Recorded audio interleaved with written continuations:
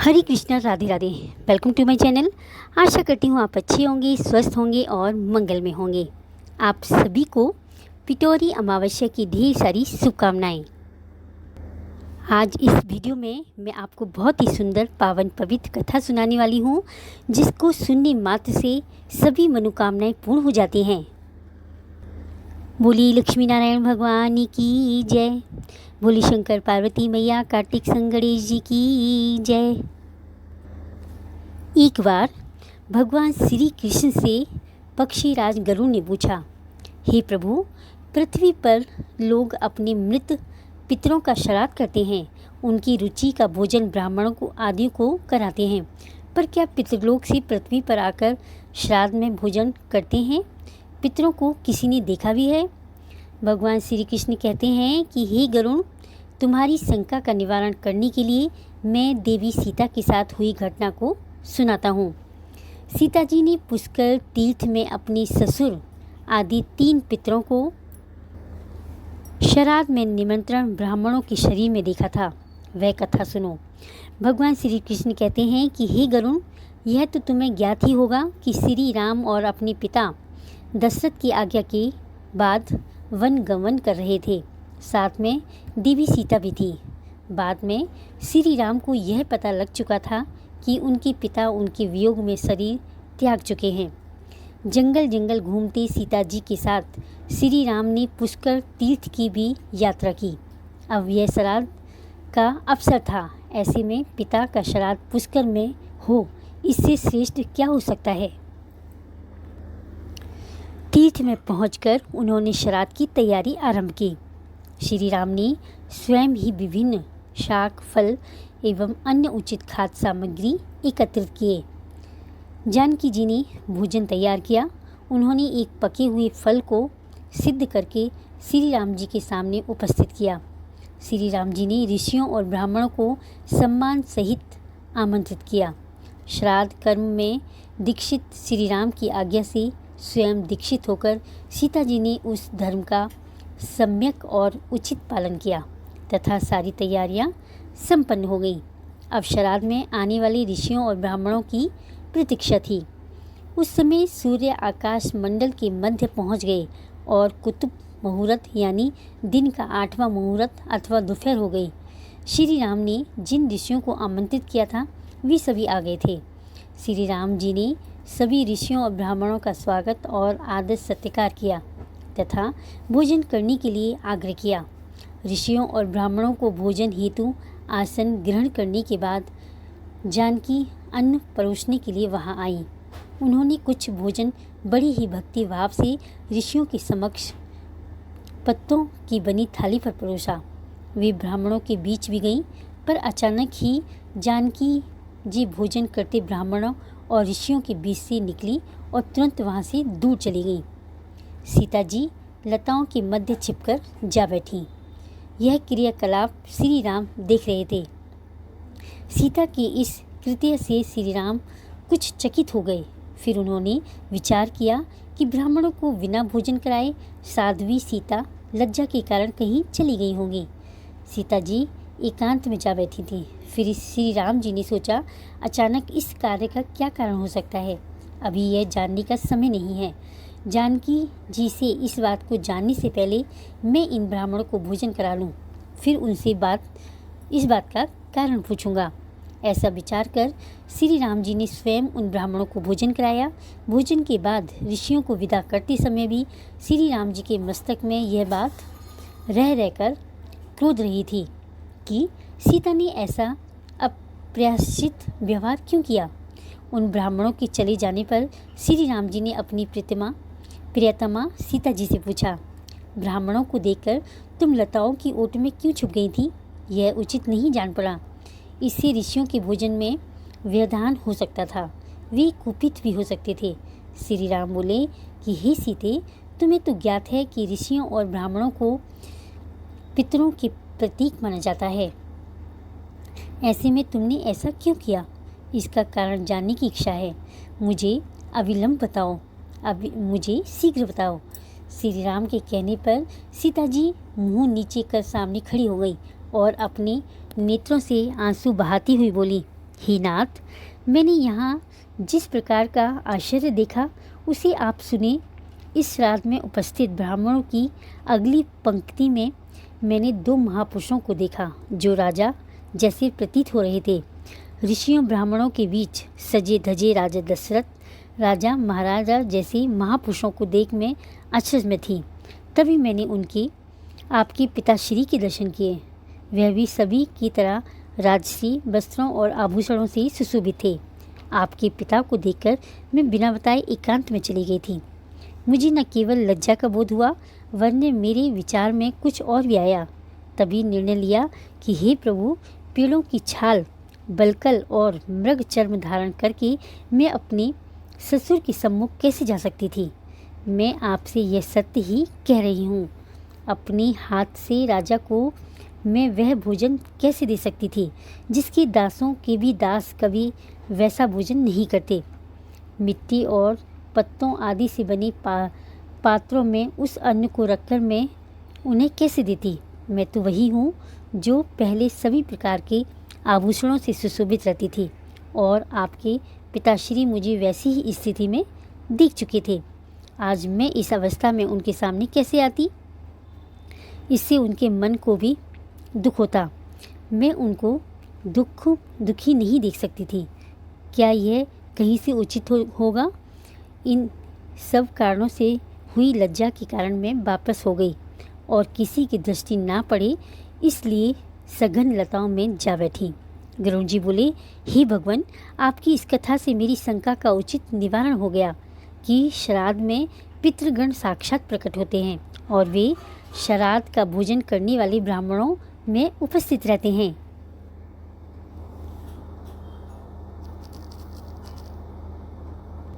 आइए इसके साथ एक और प्राचीन कथा सुनते हैं। बहुत ही सुंदर कथा है। बोलिए भोले शंकर पार्वती मैया, कार्तिक संग गणेश जी की जय, वृंदावन बिहारी लाल की जय। एक गांव में एक बहू सास बहू अकेले रहते थे। उनका बेटा विदेश में कमाने के लिए गया हुआ था। सास और बहू बहुत ही प्रेम से रहती थी और दोनों एक दूसरे की देखभाल भी करती थी। एक दिन बहू ने खाना नहीं बनाया। तब सास बहू से पूछने लगी, बेटा आज तुमने खाना क्यों नहीं बनाया। तब बहू कहने लगी, सासू माँ, आज मेरा अमावस माता का व्रत है इसलिए मैंने खाना नहीं खाया। तब सास ने कहा, बहू यह अमावस माता का व्रत क्या होता है और इस व्रत को करने से क्या फल मिलता है, मुझे भी समझाओ। तब बहू कहने लगी, सासू माँ, अमावस माता का व्रत करने से बहुत पुण्य मिलता है। घर में अन्न धन भरा रहता है, सुख शांति बनी रहती है, अटल सुहाग मिलता है तथा पुत्र की प्राप्ति होती है। इसी तरह से 3 पनौती अमावस माता का व्रत भी रखा जाता है।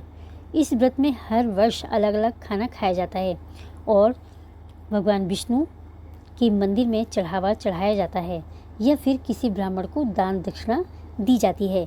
इस व्रत में पहले साल शक्कर, घी और चावल से बना खाना खाया जाता है। पहले साल व्रत पूर्ण होने के बाद 1.25 किलो चावल, 1 कटोरी घी और 1 कटोरी शक्कर का दान किसी ब्राह्मण देवता को दान में दिया जाता है। और दूसरे साल जौ, घी और शक्कर से बना खाना खाया जाता है।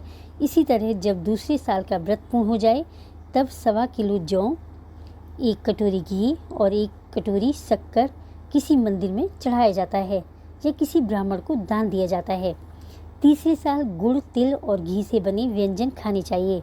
जब तीसरे साल व्रत पूर्ण हो जाए तब आधा किलो तिल, गुड़ और 1 कटोरी घी किसी मंदिर में चढ़ाया जाता है या ब्राह्मण को दान दिया जाता है।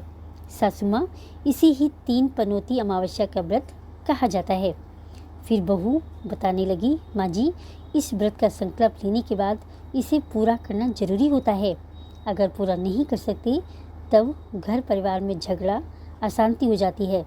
तब सासू माँ कहने लगी, बहू मेरी तो उम्र हो गई है लेकिन तुम यह व्रत जरूर करना। तब वह व्रत करना आरंभ करती है। एक दिन बहू ने किसी के कहने पर गेहूं से बनी रोटी खा ली और अमावस माता इस बात से नाराज हो गई। जो सास और बहू कभी प्रेम से रहती थी अब उन दोनों में झगड़े होने लगे। सभी गांव वाले भी हैरान हो गए, इनके घर में यह सब क्या हो रहा है। सास अपनी बहू को कहने लगी, जब से तुम हमारे घर में बहू बनकर आई हो तब से हमारे घर की लक्ष्मी चली गई है। तुम हमारे लिए बिल्कुल शुभ नहीं हो। तब बहू ने कहा, माँ जी, आपके घर की लक्ष्मी चली गई है तो मुझे बताओ कहाँ मिलेगी, मैं लक्ष्मी को लेकर जरूर आऊँगी। तब सासू माँ कहने लगी, बहू, लक्ष्मी तुम्हें समुद्र के बीच में भगवान विष्णु के पैर दबाती हुई मिलेगी। तब बहू यह कहकर चली जाती है कि माँ जी, अब तो मैं लक्ष्मी जी को लेकर ही वापस आऊँगी, नहीं तो मैं इस घर में पैर नहीं रखूँगी। ऐसा कहकर बहू लक्ष्मी जी की खोज में चली गई। जब बहू लक्ष्मी जी की खोज के लिए निकली तब उसे बीच रास्ते में गाय मिली। गाय बहू से पूछने लगी, आप कहाँ जा रही हो? तब बहू कहने लगी कि गाय माता, मेरी सास कहती है कि मेरे आने से उनके घर में अन्न धन की कमी हो गई है और उनके घर से लक्ष्मी चली गई है, तो मैं लक्ष्मी जी को लेने जा रही हूँ। तब गाय माता कहने लगी कि बेटी, अगर तुम जा रही हो तो भगवान से मेरे बारे में कुछ पूछ लेना। तब बहू कहने लगी, ठीक है गाय माता, मैं आपके बारे में भी पूछ लूँगी। तब गाय माता कहने लगी, जब मेरा बछड़ा होता है तो वह मर जाता है, जिंदा नहीं रहता। तुम लक्ष्मी जी से पूछ लेना आखिरकार मेरे साथ ऐसा क्यों होता है। मैंने ऐसे कौन से कर्म किए हैं जिसकी सज़ा मुझे मिल रही है। तब बहू कहने लगी, मैं आपके बारे में ज़रूर पूछ लूँगी। ऐसा कहकर बहू आगे बढ़ गई। जब आगे बढ़ी तब रास्ते में उसे एक घोड़ी मिली जिसके गले में घंटी बंधी हुई थी। घोड़ी ने भी कहा, बेटी, तुम मेरे दुख का निवारण लक्ष्मी जी से पूछ लेना। तब बहू कहने लगी, मैं ज़रूर पूछ लूँगी। ऐसा कहकर बहू आगे बढ़ गई। आगे जाते ही बहू को एक अंधा और बहरा बुजुर्ग मिला। उसने भी बहू से अपनी समस्या का निवारण के लिए पूछने को कह दिया। तब बहू उसकी समस्या भी भगवान से पूछने का कहकर आगे बढ़ गई। आगे जाते हुए बहू को एक बूढ़ी औरत मिली जो कि हाथ और पैर से अपाहिज थी। उसने भी बहू से कहा, बेटी, जब तुम भगवान से मिलो तो उनसे पूछना कि आखिरकार मैं अपाहिज क्यों हुई, मैंने ऐसे कौन से कर्म किए थे। तब बहू उसकी समस्या पूछने के लिए तैयार हो जाती है और फिर आगे बढ़ गई। आगे जाती जाती बहू बहुत थक गई थी और एक आम के पेड़ के नीचे बैठ गई। आम का पेड़ बड़ा खुश होकर बहू से पूछने लगा, बेटी, तुम कहाँ से आई हो और कहाँ जा रही हो। तब बहू कहने लगी, मैं लक्ष्मी जी को लेने जा रही हूँ। तब पेड़ भी अपनी समस्या भगवान से पूछने के लिए कहने लगा, मेरे पेड़ पर लगे हुए आम खट्टे ही क्यों होते हैं, इस बारे में बहू रानी भगवान से ज़रूर पूछ लेना। तब बहू पेड़ की समस्या लेकर आगे बढ़ गई। थोड़ी दूर जाने पर बहू को एक तलाई मिली। वह भी बहू से कहने लगी, तुम भगवान से पूछना कि मेरी तलाई का पानी इतना मैला क्यों है, कोई भी यहाँ आकर पानी नहीं पीता। तब बहू कहने लगी, ज़रूर पूछ लूँगी। ऐसा कहकर बहू आगे बढ़ गई। बहुत दिन से जंगल में चलते चलते वह थक गई थी। उसे भूख भी लग रही थी, लेकिन खाने को कुछ नहीं मिला। वह भूख और प्यास से बेचैन हो गई और जंगल में बेहोश हो गई। उसी समय भगवान श्री हरि और माता लक्ष्मी जी घूमते हुए उधर जा रहे थे। तब माता लक्ष्मी जी भगवान विष्णु से कहने लगी कि हे नाथ, यह तो आपकी बहुत बड़ी भक्त है, आप इसके दुख का निवारण कीजिए। तब भगवान श्री हरि कहते हैं कि इस संसार में तो बहुत से जीव दुखी हैं, सभी अपने अपने कर्मों का फल भोग रहे हैं, मैं किस किस के दुख का निवारण करूँगा। तब माता लक्ष्मी जी भगवान श्री हरि से विनती करने लगी, कहने लगी कि वह भूखी प्यासी है, अगर इसे ऐसे में जंगल में छोड़ दिया जाए तो जंगल के जानवर इसे खा डालेंगे। माता लक्ष्मी जी की बात सुनकर भगवान श्री हरि एक साधु का भेष धारण कर बहू के पास गए और उसे होश में लेकर आए। बहू के होश में आते ही साधु भेष भगवान से पूछने लगे, तुम यहाँ क्यों आई हो और कहाँ जा रही हो। तब बहू ने सारी बात बता दी। उसकी बात सुनकर भगवान श्री हरि और माता लक्ष्मी जी प्रकट हो गए और उनके साथ साथ अमावस माता भी प्रकट हो गई। बहू यह सब देखकर उनके चरणों में गिरकर उन्हें प्रणाम करने लगी। तब अमावस माता बहू से कहने लगी, बेटी, तूने मेरे व्रत को खंडित किया है, इसी की सज़ा तुझे मिली है, लेकिन अब मैं तुझे क्षमा करती हूँ। अब तुम घर को जाओ, तुम्हारा घर अन्न और धन से भर जाएगा, तुम्हारा घर सुंदर महल में बदल जाएगा और तुम्हारी सभी मनोकामनाएं भी पूर्ण हो जाएंगी। यह सब होने के पश्चात बहू ने रास्ते में जो भी मिला था उन सभी के दुखों का निवारण करने के लिए विनती की। तब भगवान श्री हरि कहने लगे कि गाय ने कभी अपना दूध किसी और को नहीं पिलाया, इस कारण उसके बछड़े जिंदा नहीं रहते। तुम उसका दूध पी लेना और उसके बाद उसके बछड़े जिंदा रहने लगेंगे।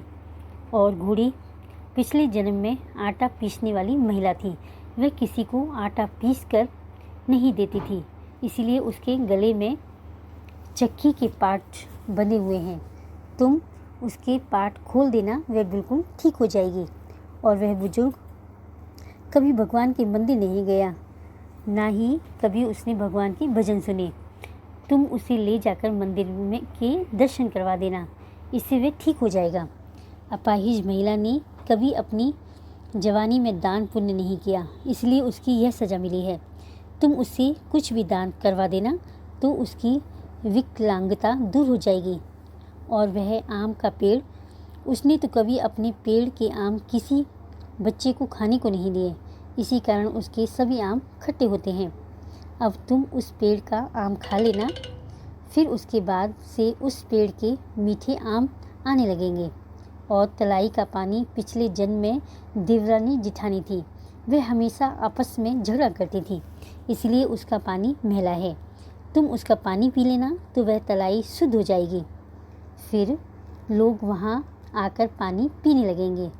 इस प्रकार बहू ने भगवान श्री हरि, माता लक्ष्मी जी और अमावस माता को प्रणाम किया और उन्हें धन्यवाद दिया कि आपने घर लौटने के लिए तैयार हो गई। वह अपने घर लौटने के लिए तैयार हो गई। रास्ते में उसे जो भी मिला उनकी सभी समस्याएं भगवान के कहे अनुसार वह दूर करती चली गई। सभी ने उसे भर भर के आशीर्वाद दिया। घर पहुंचते ही उसका टूटा फूटा घर एक सुंदर महल में बदल गया।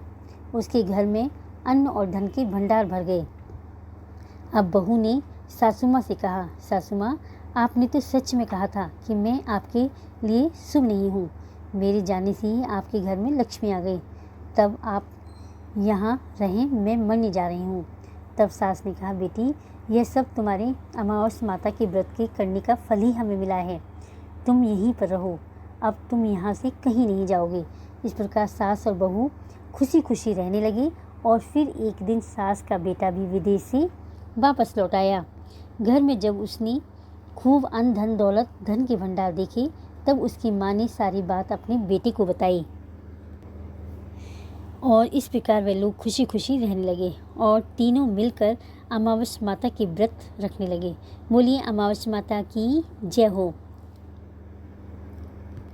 लक्ष्मी नारायण भगवान की जय। बोले शंकर पार्वती मैया, कार्तिक संग गणेश जी की जय। हे श्री हरि, अगर कथा अधूरी हो तो पूरी करना, पूरी हो तो मान रखना, कहने सुनने वाली सभी की मनोकामना पूर्ण करना, सबके घर के भंडार भरना, अन्न धन के भंडार भरना, सबकी रक्षा करना।